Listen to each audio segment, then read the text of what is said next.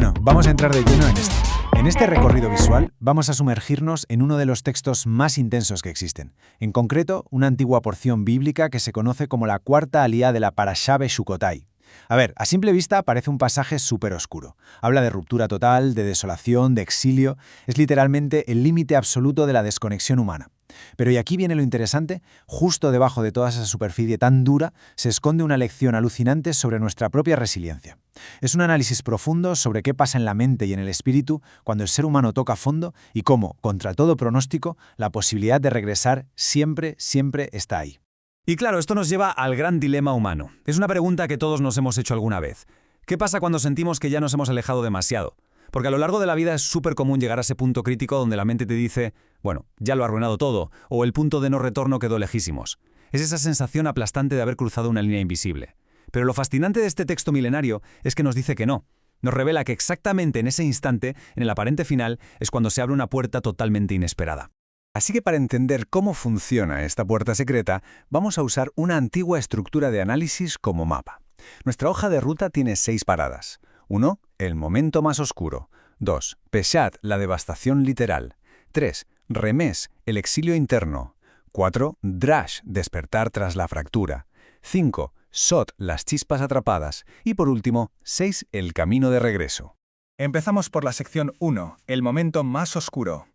Es súper importante entender que la fuente original no intenta maquillar las cosas, para nada. Se mete de lleno en el dolor y en la pérdida. Y aquí es donde tenemos que redefinir una palabra que escuchamos todo el tiempo en las noticias, el exilio. A ver, normalmente pensamos en el exilio como perder un territorio, un desplazamiento geográfico. Pero la dimensión que nos interesa hoy es muchísimo más profunda. Estamos hablando de una separación emocional, espiritual y existencial. O sea, es ese estado interno donde nos desconectamos de nuestra propia esencia. Porque seamos sinceros, cualquiera puede vivir un exilio tremendo sin siquiera haber salido del salón de su casa. Es simplemente esa terrible sensación de no encajar dentro de la propia mente. Pasamos a la sección 2, el Pesat, la devastación literal.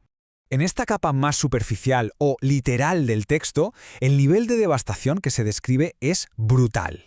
Imaginaos esto, una tierra completamente desolada, un pueblo dispersado, un estado de miedo constante y, lo peor de todo, un corazón sin ningún tipo de estabilidad. Básicamente es el retrato de la inseguridad absoluta. Es el caos total, este momento donde absolutamente todas las cosas que antes nos daban seguridad, de repente se derrumban como un castillo de naipes. Lo que nos lleva a la sección 3. El Remez, el exilio interno.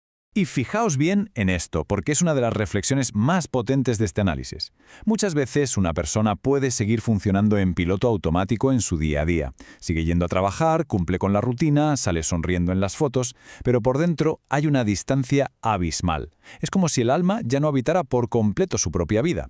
El texto nos enseña que el verdadero exilio, el exilio real, no empieza cuando pierdes tu hogar físico, sino en el instante exacto en el que el ser humano olvida su identidad auténtica. Entramos en la sección 4, el Drash, despertar tras la fractura. Aquí nos encontramos con un contraste alucinante sobre cómo funciona nuestra mente. Por un lado tenemos el confort del ego, que está lleno de orgullo, de ilusiones de control y de falsas seguridades que creamos para mantener el sistema a salvo. Y mientras esa fachada aguante, aunque sea de manera superficial, es casi imposible que haya un cambio real. Pero ¿qué pasa cuando ocurre la fractura? Que queda un vacío inmenso. Y resulta que es justo ahí, en medio de ese espacio vacío, donde por fin puede surgir la autenticidad. Ojo que el texto no glorifica el sufrimiento en absoluto, simplemente reconoce una realidad de la naturaleza humana. A menudo nuestro ego solo deja espacio a la verdad cuando literalmente se queda sin opciones.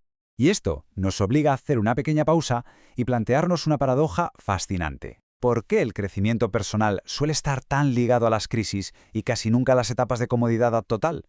Es curioso, ¿verdad? Es como si estar cómodos fuera un anestésico suave, mientras que la crisis, por muy dolorosa que sea, funciona como un despertador implacable. Te obliga sí o sí a reconstruir sobre cimientos que son mucho más firmes y reales. Llegamos a la capa más profunda, la sección 5, el Sod, las chispas atrapadas. Llegados a este punto, la perspectiva mística le da la vuelta por completo a todo este concepto de tocar fondo.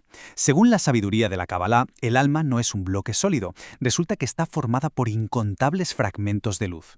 Entonces, cuando ocurre el exilio, no caemos solos. Esas chispas descienden con nosotros y se quedan atrapadas ahí abajo, enredadas entre el miedo, el dolor, el ego y la desconexión profunda.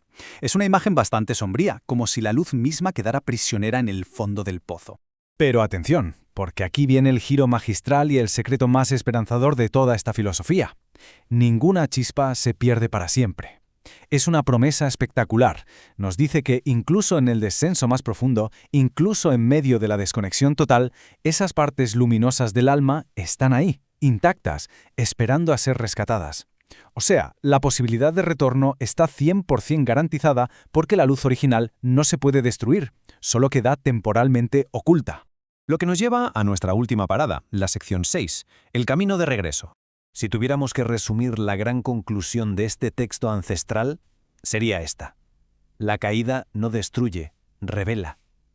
Literalmente. Cuando tocamos fondo, todas esas ilusiones que nos mantenían en el exilio interno ya no se sostienen, se desmoronan. Y justo en ese segundo exacto empieza la búsqueda de la verdad. El mensaje no termina en la oscuridad, sino que nos asegura que, mientras haya un mínimo de consciencia, la puerta para volver jamás desaparece. Da igual cuán larga haya sido la desconexión. Entonces, si la caída realmente revela, si nos quita de encima todo lo que es falso, significa que después del momento más oscuro siempre nace algo nuevo y genuino. De hecho, el regreso más poderoso suele ser el de aquel que encontró su camino tras haberse perdido por completo. Así que, para terminar, nos gustaría dejaros con esta gran pregunta resonando en la cabeza. ¿Qué parte auténtica nace después del dolor? Muchísimas gracias por acompañarnos en este profundo análisis y nos vemos en la próxima explicación.